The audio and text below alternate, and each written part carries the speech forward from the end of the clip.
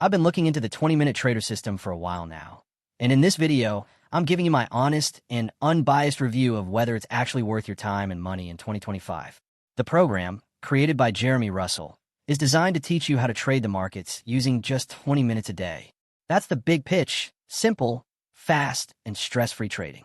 It's primarily focused on the SPY market, using a specific pattern-based strategy supported by a tool they call the Stock Jump Predictor. You also get access to video lessons, live coaching, and a private community where you can ask questions and watch real-time examples. The biggest draw here is how accessible it feels for beginners. There's a clear structure, and the program doesn't overwhelm you with technical jargon. But while the idea of trading in 20 minutes sounds appealing, there are definitely some things you should know. First, this isn't a magic bullet.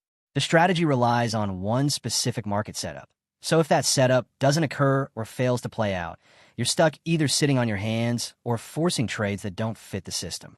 Second, while the entry price for the course is reasonable, the ongoing subscription to their trading club and tools gets expensive over time. And finally, there's no verified performance data shared publicly, no real audited results, no proof of how consistent the strategy is long-term. That doesn't mean it doesn't work, but it does mean you're taking a leap of faith based on marketing and testimonials.